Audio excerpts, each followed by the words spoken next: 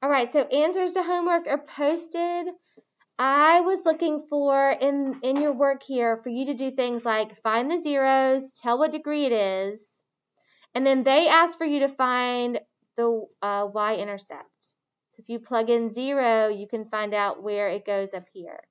Now, number 2, bounce. So in number 3, I have in behavior Saturday Night Fever, a bounce at 2, and a y-intercept. That gives me a good idea of the graph. Number 4, I had the y-intercept. I estimated f of 2 was the minimum. You didn't need to do that. You could have just put in 1, 2, 3 zeros and found the y-intercept, and that would have been fine. It had a degree of 4, so 4 should have been up on both ends. What other evens? You were checking evens. So 14 is the last one I have on here. Is that the last one you had for homework? Or did you have more? And here's the rest of the even answers using a calculator and finding zeros or minimums or maximums. So which of these do we want to go through and graph? Even or odd in the first part, or any of the calculator ones that you want to see how to use those menus again. I'm ready. What you got? If this had been yours in the project, you would have multiplied it out and checked it with synthetic division. But this is the easiest way for us to get information and then go to graph it. Because right away, I know what the x-intercepts are. So what are the x-intercepts? What's the one for this one? -1, and it's going to bounce because it's squared. Because it's a 0 2 times. How about this one? 1 and 3. So we have 1, 2, 3, 4 zeros. This is going to be x to the 4th if we multiplied it out. But multiplying it out, that's the only useful information we get from that. That and the y-intercept. But it's a lot of work for the y-intercept when I can find it another way. So if it's x to the 4th, I know it's going to go up on both ends because it's even. So when we go to sketch it, we want to put these points on there on the x-axis. So -1 is a point, +1 is a point, 2, 3 is a point. And we need to have in behavior, so on the ends, we go up like that. And then other stuff happens. So the one other piece of information that's going to help me with how big it is to tell what the y-intercept is. So I actually want to find f of 0, which means put 0 in for x and figure out what that would be. So if I put 0 here, I'm going to have 0 plus 1 is 1 squared. Everybody good there? 0 minus 1 is -1. 0 minus 3 is -3. If we multiply this together, we have 1 times +3. That's a point 0, 3. We put in 0. We got out 3 when we multiplied it. So that tells me that at 1, 2, 3, I have a point. And that helps me see that bounce as well. Because at -1 it bounced, it had to go from up back up. And you can see the bounce there. Then I don't know what it does after that. It might turn right back around now. It might go up and then down. I don't know. This is a sketch and I don't need to know. I just need to sketch it. But I am going to cross the x-axis only at this point and then come back up and match here. So I have in behavior where it's up. I have a maximum and a minimum or a turning point. So I actually have 1, 2, 3 turning points. 3 turning points, which is what we said yesterday, 1 less than the degree is the possible ones I could have. So your sketch might look just like this. Your sketch could look like, well, your sketch could look, like out here, and then it could have turned around right here and gone way down and back up. I mean, there could be a lot of sort of versions of what the graph looks like, but it has to have these 3 zeros and arrows on this side that are up and arrows on this side that are up. And finding that y-intercept is really important for us to know how big it is. On your project, you estimated this value, but they didn't ask us to do that here. So that would just be a guess on our part. Next Y chart. Does that feel a little bit better? We're going to do 2 more. We've got 5 and 9 to look at. So 5 says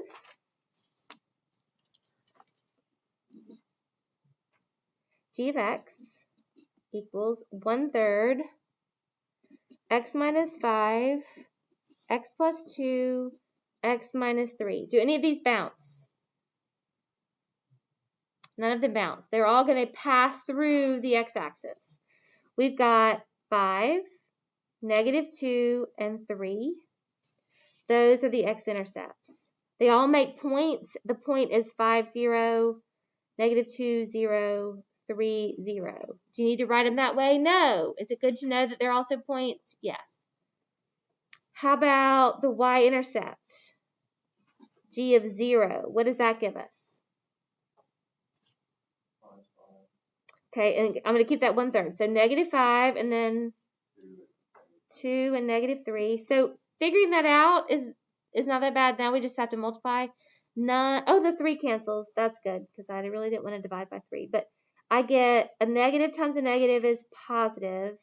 The 3 cancels with the 3 and I get 10, right? So I've got a value 0, 10. So now let's graph.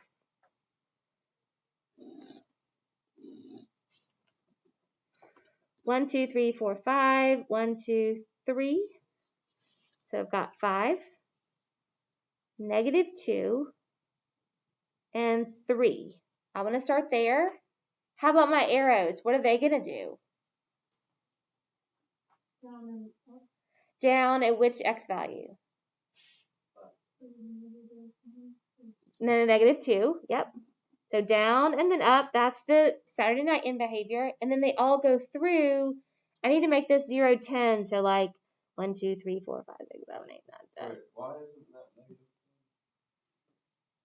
Because it was -5 times -3. Wait, but the 3 canceled, right? But not the negative. So it's like 1/3 times -5 times 2 times -3. So that's going to be, let's do it another way. That would be -30. I'm sorry. It'd be negative times negative, positive 30 over 3 or 10. Oh, okay. So in my mind, I just was like 2 negatives and made them a positive. So I wouldn't forget that later. Good to know. If I had -10, I would have a problem though, wouldn't I? Because how would I get from here to -10? So that's like a great check, right? Because I'm going through here and I don't hit 0 again until +3 and then it goes back up. So the only real question here is, okay, could my graph do like this? Sure it could. Could it go, I mean, this doesn't have to be the maximum. It just has to go through this point, which is a little bit wonky because I'm not asking you to be that specific. Because we don't have the amount of time in the day to do like an XY chart for every value around that. This does make my graph better though. Because when I first learned to graph, it was -2 and then 1, 2, 3, 4, 5. It was just this. Like I didn't have any frame of reference. And now with 10, I have a little bit of a reference. Like this is too short. Because it at least goes up to 10. It's not perfect. It's just a little bit more accurate sketch. And on your project, it's even a little bit more accurate because you found an estimate for the minimum or maximum. Okay. We also had 7. Nope, we had 9. I should remember that. 4 plus 5 is 9. 9. Ooh, we got lots of bouncing. What bounces? What else? Fumbles, people. Fumbles bounce. Y'all need to be up to date on your Rudolph history. What are my zeros?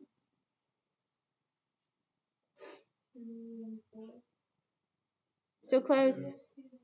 So even though there's squared here, it doesn't say positive. So it's always going to be opposite math. This is a stretch, so it will stretch my y-intercept value when I plug that in. It doesn't stretch any zeros because 0 times anything is still 0. But both of those are going to bounce. And so I write them down. 1, 2, 3, 4. What's the degree here? How many x's do we have altogether? 4. Which means it's going to go up because the 2 is positive. And then one other thing we were adding to this was, let's plug in what the y-intercept was 0. So that'll be 2 times 2 squared times 4 squared. So that's going to be really big. 2 times 4 times 16, 16 times 8, 48, 4, 128. So I'm going to go 50, 100, 150. It's going to be somewhere like here. How's that for an estimate? So my graph is going to go up on this side, up on this side, and actually through that value, and then it's going to bounce. Shouldn't go below. It was a bad drawing. It's going to bounce in the middle. And how about this idea? Does that make sense that everything on this graph is positive? Is there any way to get f of x to be negative given this formula? 2 is positive always. X plus 2, no matter what you put in there and square it, it's going to be positive. And whatever you put in here, even if you put negative 10 plus 4, that'd be negative 6. But you square negative 6, it's going to be positive. So the whole graph has to be above the x-axis because this is always positive. So side note of little details. Does that feel better? Okay. The calculator stuff from the night before that I sort of explained, but you had to use again tonight, was that better? Could you use your calculator? On number 24, yeah. It said it had an error on my... Okay, let's look and see. Let's plug in the calculator and see what kind of errors we could get. 24 says f of x equals negative x to the 4th plus 3x. So your calculator says that it really wants you to think about this as not being subtracted from anything. They're not considering this to be 0 minus x to the 4th. They consider this first thing when it's negative to be opposite. And the opposite button is the tiny negative. So that's probably what happened was that when you put it in the calculator, you use the big negative and not the small negative. So let's look and see if we can see the difference eventually when this opens. All right. So if we put in negative x to the 4th,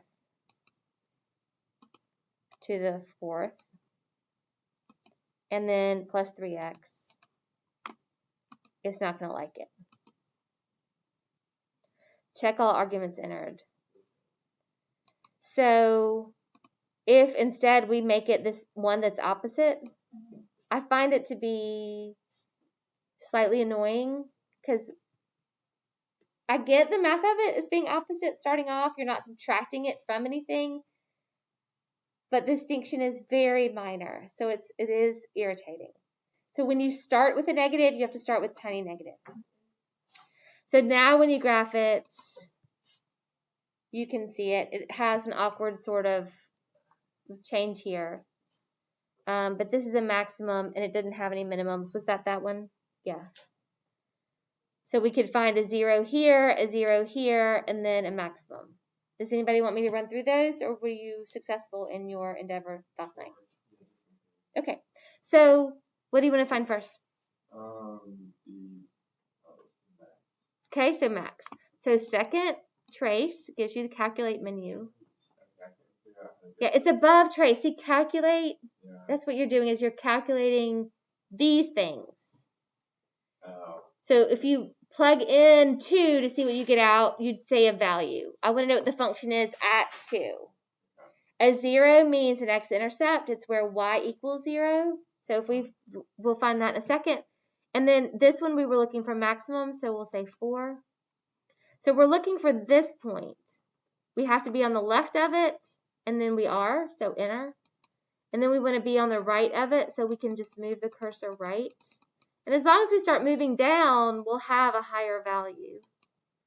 And it's looking in between the 2 arrows. It will find the highest point. You could guess, and you have to guess if there's more than one thing you're looking for. But we've narrowed it down to this small area, so it's going to find this maximum. And we gave points for those. So we gave the x value and the y value. The highest value for this entire function, the maximum value, is the y value. The highest value that this function hits is 2.044, and then it starts to go down again. It happens at 0.9, but this is the highest value. It's actually the maximum is the y value. Then you can also find second trace to find your zeros. So 2, and we're going to answer the same questions. Since there's 2 of them, we have to tell the calculator which one we want by answering these questions. So left. So I'm going to find this one first, this one right here, and enter. And it found a 0. It said y equals 0. Sometimes it won't tell you y equals 0 here. And the reason for that is it's using scientific notation. It'll have like e to the negative 5 or something. So this is its approximation for the 0 on the right, and then the 0 on the left is going to be second calculate 0 again. And then we need to move over here. So we need to have a negative value and then a positive value so it can find the 0, and it's 0. So little tiny details on the calculator. That's why we use it every now and again, so we're getting good at it. But we still have to be able to do the math underneath it ourselves. So that's why we don't just use our calculator every day to do stuff. We need to figure out how stuff works. Okay, so other questions here with the homework we did from 5.8 from last night.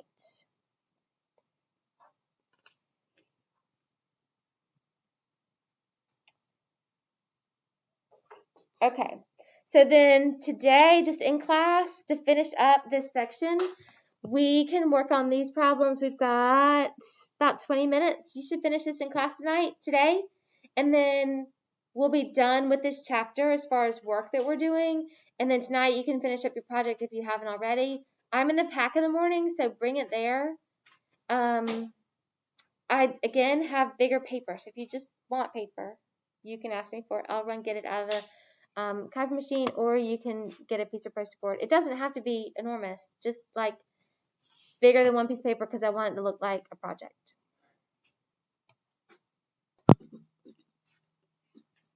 Define domain for me. X values. Excellent. Range. Y values. Okay, it seems as straightforward as that, but every now and again it's just good to see if we can figure out the domain and range for things. So let's look at, and you can graph these on a calculator. That would be okay with me if you do that. So let's say we have this first example, and then we'll put it up on a calculator so you can see. We've got x squared times x minus 3. What's cool about these problems is all of them are going to have the domain of all real numbers. So it's really the range that you're trying to figure out. So I want to just make that point. There are 2 things that break domain. I've told you what they are. Do you remember what they are? One of them is you can't have what?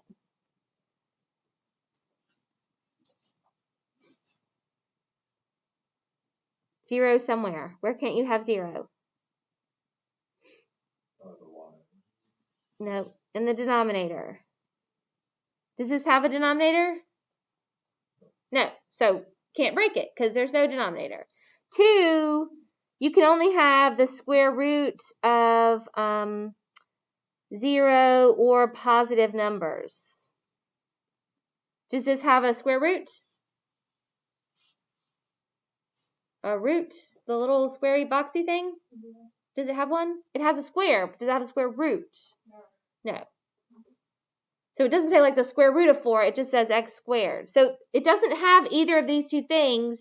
Those are the things that break domain. So if there's no way to break the domain for this problem is going to be all real numbers, otherwise known as all real numbers.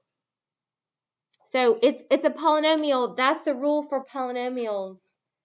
If your exponent is just a whole number and it's positive, it's going to be all real numbers. So all of your answers here for domain are going to be all real numbers. But I need you to start learning this rule so you know why. And then when we graph it, so let's pull up the calculator again. Let's see what this particular function looks like. It is x squared, so x squared times, what I say, x minus 3. X minus 3 parentheses and graph it. And tell me about the range here.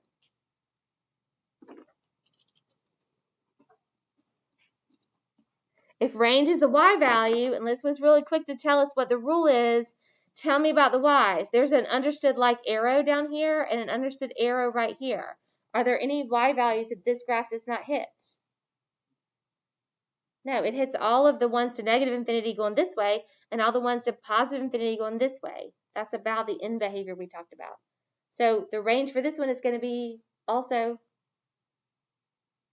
all real numbers.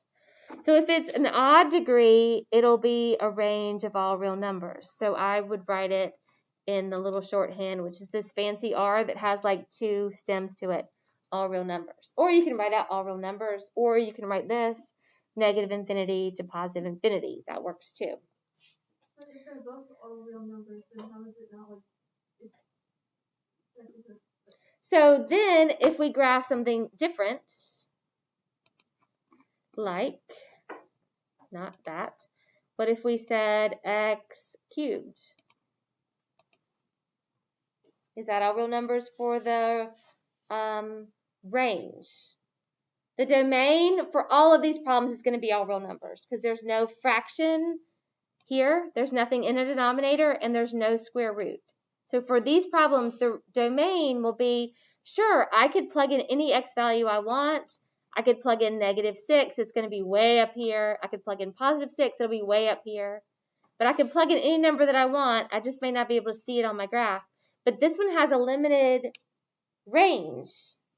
Does it cross y at -10?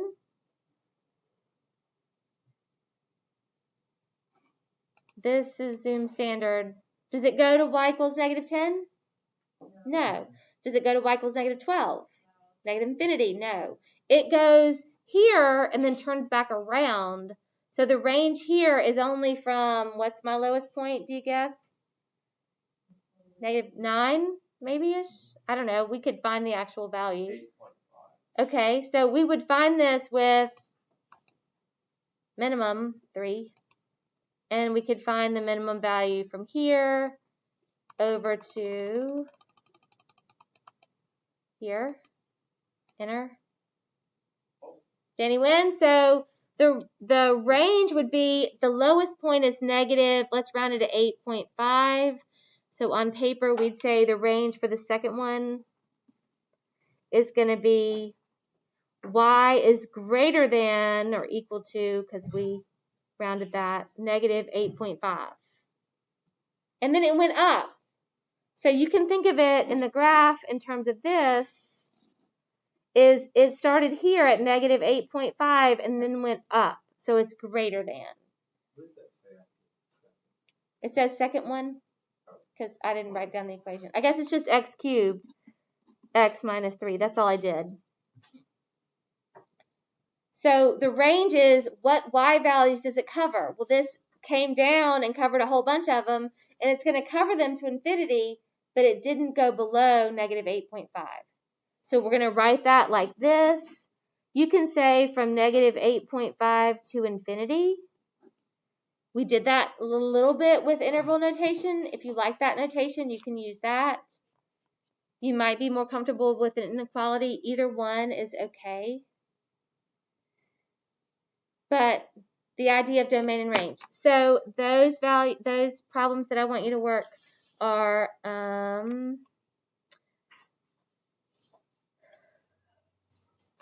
31. This is on page 391, 31 through 37. There's a couple of thinking problems, and then I'll put the book up in just a second.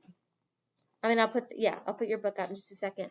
You've got 10 minutes. You could get through them. You can talk about 31 to 33 amongst yourselves when I post it. So let me go find it. 391.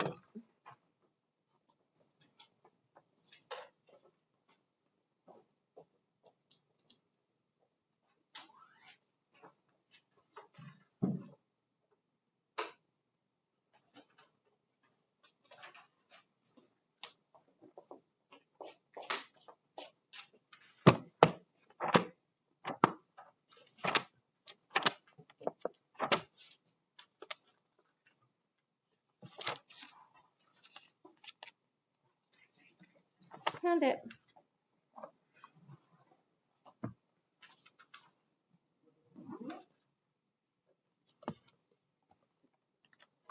So 31 to 37.